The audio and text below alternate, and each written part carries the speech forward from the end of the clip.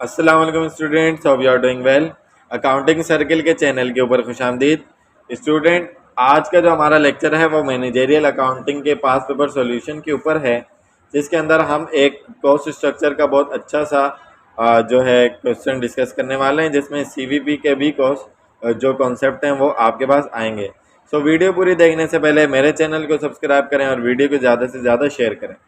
Question में आपको कह रहा है प्रूव करें विच कॉस्ट स्ट्रक्चर, दो कॉस्ट स्ट्रक्चर दिए हुए ए और बी, कौन सा ज़्यादा सूटेबल है इंक्रीजिंग ट्रेंड के अंदर। आपने न्यूमेरिकली बताना है, ब्रैकेट में लिखा हुआ है, ठीक है ना। इंक्रीजिंग ट्रेंड में, लॉन्ग टर्म में कौन सा कॉस्ट स्ट्रक्चर जो है वो ज़्यादा सूटेबल या बेनिफिशियल है। पहला कह रहे हैं कि total cost is equal to 6x plus 40,000। ये 40,000 जो है ये फिक्स कॉस्ट है। कॉस्ट स्ट्रक्चर जो आपकी जो टोटल कॉस्ट होती है, इससे पहले भी मैं आपको समझा चुका हूँ, वो किसके बराबर होती है, variable cost plus fix cost के, ठीक है। ये आप इकोनॉमिक्स वगैरह में भी पढ़ते हैं।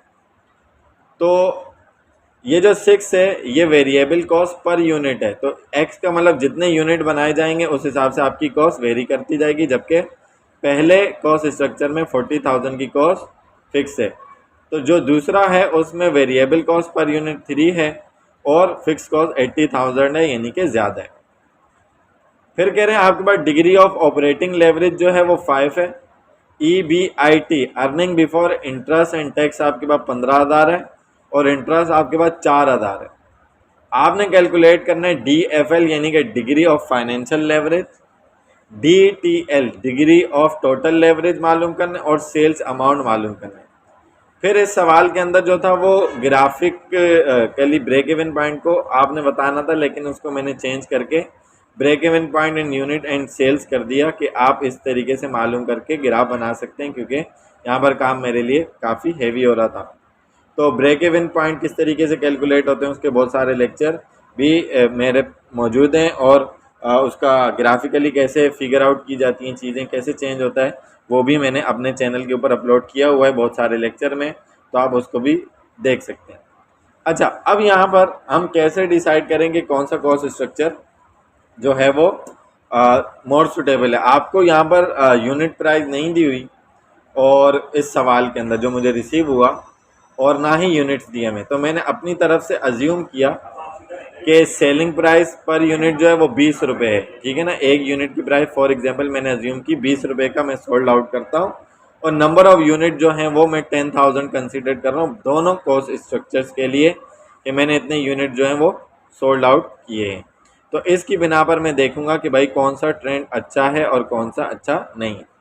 तो सबसे पहले अगर मैं बात करूं, एक इनकम स्टेटमेंट बनाकर देखूं, तो सेल मैंने 10,000 यूनिट बेचे और एक यूनिट 20 का, तो नॉर्मल मेरे पास इसकी सेल्स कितनी आएगी, 2 लाख आएगी। वेरिएबल कॉस्ट 10,000 यूनिट है, पर यूनिट पहले वाले में 6 है, 10,000 मल्टीप्लाई बाय 6 60,000 हो गया।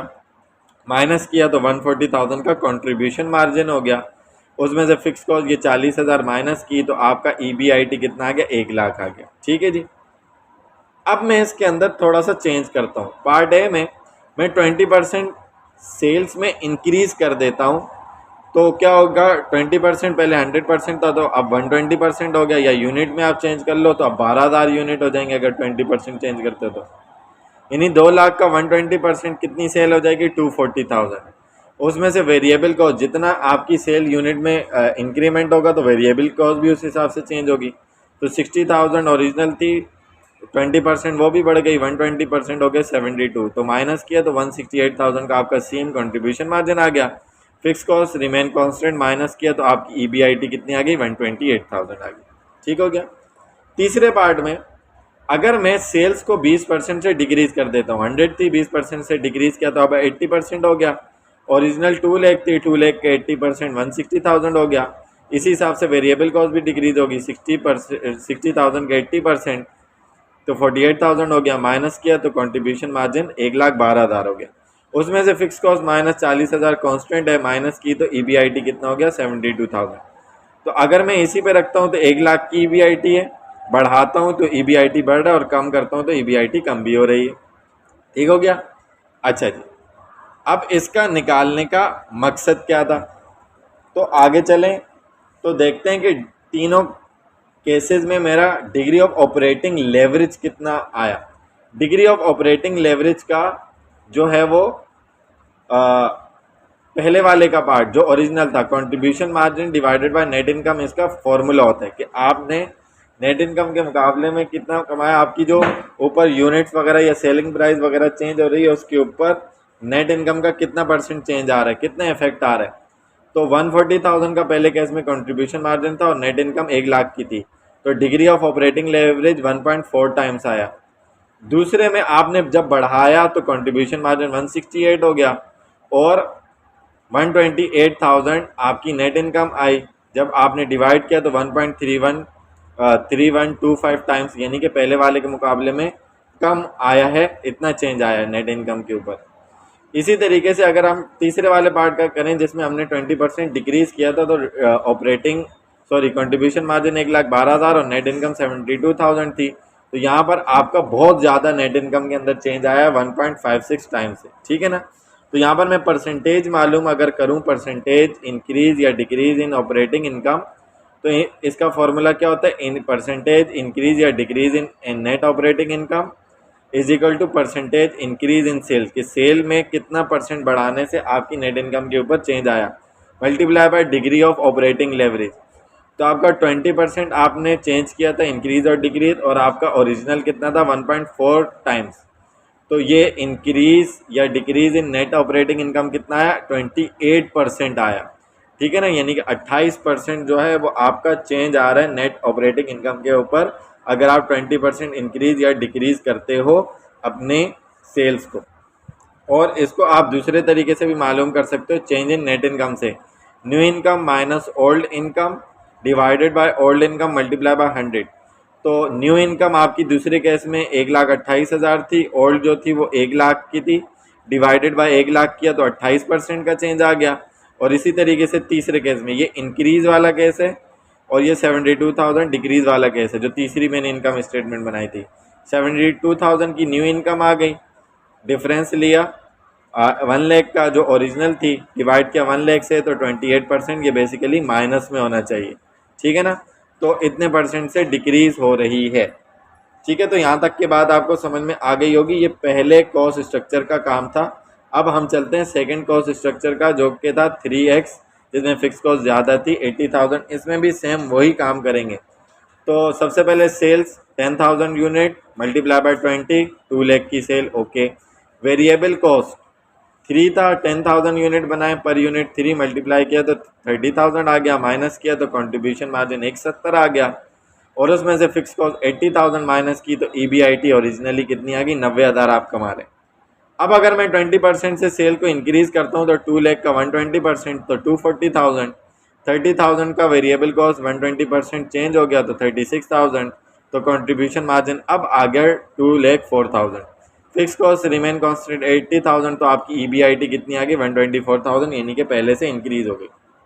20% अगर मैं सेल में डिक्रीज करता हूँ तो अब 80% हो गया 2 लाख का, तो यह आ गया 160,000, और वेरिएबल का 30,000 थी, अब 20% डिक्रीज यानी कि 80% 24,000, माइनस किया तो कंट्रीब्यूशन मार्जिन 1,36,000 आ गया। उसमें से फिक्स कॉस्ट आप माइनस कर दें 80,000, तो EBIT आपकी 56,000 की आ गई, ठीक है जी। तो ये तीनों की हमने नेट इनकम निकाल ली, और इसके बाद इसका चेंज और डिग्री ऑफ ऑपरेटिंग लेवरेज निकालते हैं। तो यहाँ पर मैंने इस वाले में सबसे पहले फॉर्मूले से चेंज निकाल दिया, new income minus old income divided by old income multiply by 100। तो आपकी जो न्यू इनकम आई इंक्रीजिंग ट्रेंड में 1,24,000, ओरिजिनल 90 थी, डिवाइडेड बाय 90 करवाए तो 37.78% से ये इंक्रीज़ हो रही है।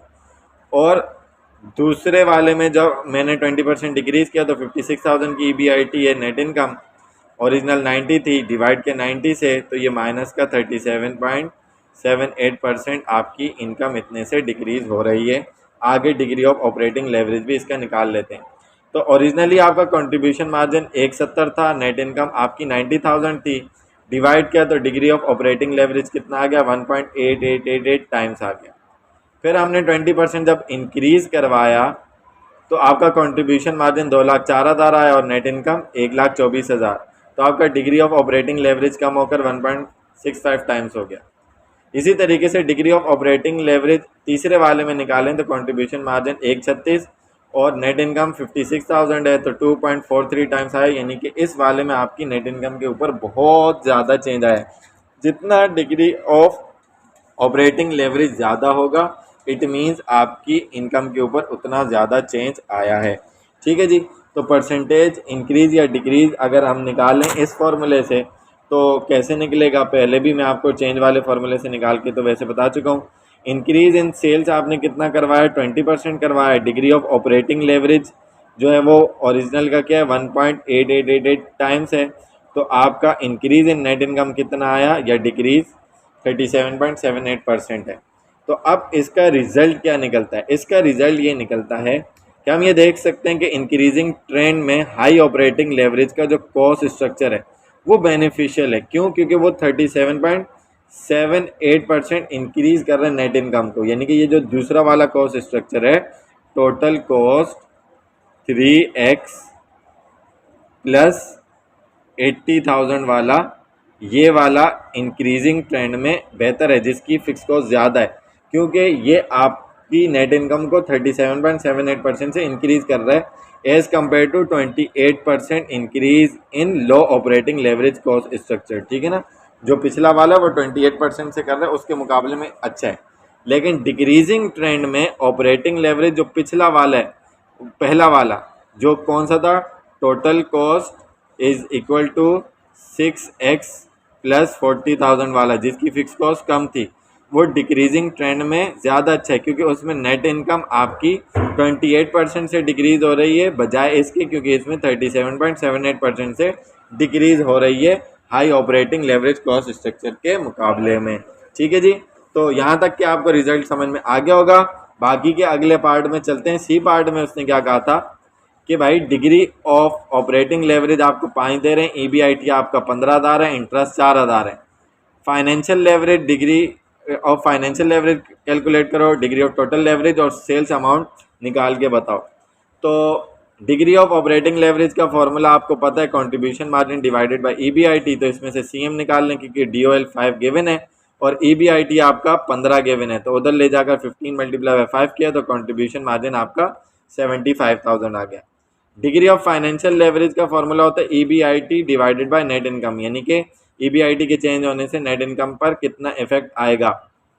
तो EBIT आपके पास 15,000 थी, नेट इनकम आप कैसे निकालेंगे, EBIT में से इंटरेस्ट माइनस करवा देंगे, 15 माइनस 4 तो नेट इनकम 11,000 आ गई। तो 15,000 डिवाइडेड बाय 11 आपके पास 1.36 टाइम से आपका चेंज आया। उसके बाद आपका degree of total leverage DTL निकाल लें, तो डिग्री ऑफ टोटल लेवरेज का फॉर्मूला होता है DOL मल्टीप्लाई बाय DFL। अगर दोनों दिए हुए तो उनको मल्टीप्लाई कर रहे हैं। DTL degree of total leverage या कंबाइन लेवरेज भी इसको कहा जाता है। ठीक है ना, कंबाइन लेवरेज। तो 5 डिग्री ऑफ ऑपरेटिंग लेवरेज था, 1.36 डिग्री ऑफ फाइनेंशियल लेवरेज आया, मल्टीप्लाई किया तो टोटल आपका जो चेंज है वो 6.8 टाइम्स है। तो इसकी मदद से आप सेल्स निकालेंगे। तो 6 में आपको बोला हुआ है सेल्स निकालें। डिग्री ऑफ टोटल लेवरेज का एक फॉर्मूला होता है sales divided by net income, यानी कि टोटल लेवरेज से मुराद यही हो कि सेल्स के चेंज होने से नेट इनकम के ऊपर कितना चेंज आया। तो सेल्स निकालना है, तो टोटल लेवरेज जो है वो 6.8 है, नेट इनकम 11,000 है और सेल्स आपने निकालनी है, डिवाइड में था वहाँ जाके मल्टीप्लाई हो गया, 11,000 मल्टीप्लाई बाय 6.8 टाइम्स, तो आपके पास 74,800 की सेल्स आ गई इस पार्ट में। इसके बाद लास्ट पार्ट में चलते हैं जहाँ पर मैंने ब्रेक इवन को चेंज किया था। तो जो पहला कॉस्ट स्ट्रक्चर है, ठीक है ना, 6x प्लस 40,000 वाला, उसके अंदर जो ब्रेक इवन पॉइंट या यूनिट सेल या डॉलर सेल है वो कैसे निकालेंगे। ब्रेक इवन का फॉर्मूला क्या होता है, fix cost divided by CM per unit, contribution margin per unit. तो फिक्स कॉस्ट पहले में 40,000 थी और 140,000 पहली इनकम स्टेटमेंट, जो मैंने 3 इनकम स्टेटमेंट बनाई थी, ओरिजिनल, इंक्रीज और डिक्रीज वाली, उसमें ओरिजिनल में कंट्रीब्यूशन मार्जिन 140,000 था और कंट्रीब्यूशन मार्जिन पर यूनिट जो है वो कितना था, देखें 10,000 यूनिट आपने बेचे, पर यूनिट आप डिवाइड करवा देंगे तो 14 आया, 140 डिवाइडेड बाय 10 तो 14, 40,000 डिवाइडेड बाय 14 तो आपके ब्रेक इवन यूनिट पहले में कितना है 2,857। तो जिसको आप मल्टीप्लाई करवाओगे 20 पर यूनिट सेल हो रहा है तो 57,140 की अगर आप सेल करोगे तो आपका नो प्रॉफिट नो लॉस यानी कि ब्रेक इवन वाली कंडीशन आ जाएगी। उसके बाद मैंने ब्रेक इवन निकाला है कौन से वाले केस के, जिसमें मैंने 20% इंक्रीज़ किया था। तो उसमें फ़िक्स कॉस्ट तो 40,000 सेम रहेगी, कंट्रीब्यूशन मार्जिन 16.8 आया। कैसे आया कि 168 कंट्रीब्यूशन मार्जिन है और टोटल नंबर ऑफ़ यूनिट कितने बेचें 10,000। तो 1,68,000 को अगर मैं डिवाइड करवा दूंगा 10,000 से तो 16.8 आ जाएगा, ठीक है ना। तो डिवाइड करवाया तो ब्रेक इवन यूनिट में आएगा 2,381 यूनिट, मल्टीप्लाई किया सेलिंग प्राइस से तो 47,620 में अगर आप 20% बढ़ाकर बेचोगे तो आपका ब्रेक इवन आ जाएगा। तो ये तीसरा केस है जिसमें हमने 20% डिक्रीज़ किया था। फिक्स कॉस्ट 40,000 सेम रहेगी और इसका 1,12,000 का जो है वो कंट्रीब्यूशन मार्जिन आया था, 10,000 से डिवाइड किया तो 11.2 आ गया।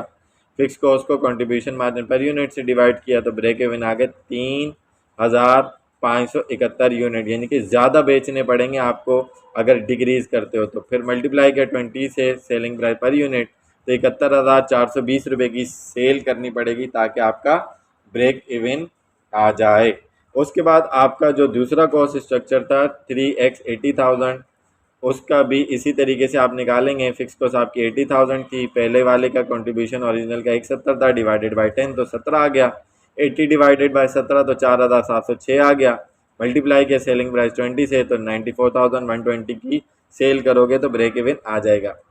दूसरे का निकालें 80,000 जो 20% इंक्रीज़ किया, उसका 2,04,000 रुपये कॉन्ट्रीब्यूशन मार्जिन था, 10,000 से डिवाइड किया तो 20.4 आ गया। 80,000 से डिवाइड किया तो 3,922 यूनिट बेचने पड़ेंगे, मल्टीप्लाई करोगे 20 से तो 78,440 की सेल रुपीज़ में करनी पड़ेगी। तो 20% डिक्रीज़ में आपके पास 1,36,000 रुपये का कंट्रीब्यूशन मार्जिन था, 10,000 से डिवाइड करवाया तो 113.6 आ गया। 80,000 से डिवाइड करवाया तो यूनिट बढ़ गए 5,882 आपको भेजने पड़ेंगे ब्रेक इवन। मल्टीप्लाई किया 20 से तो 1,17,640 रुपये की सेल करनी पड़ेगी तो आपका ब्रेक इवन आएगा। सो आई होप कि ये पूरा क्वेश्चन आपको अच्छे तरीके से समझ में आया होगा। अगर इसके अंदर आपको कोई भी कन्फ्यूजन होती है तो आप कमेंट सेक्शन में क्वेश्चन करके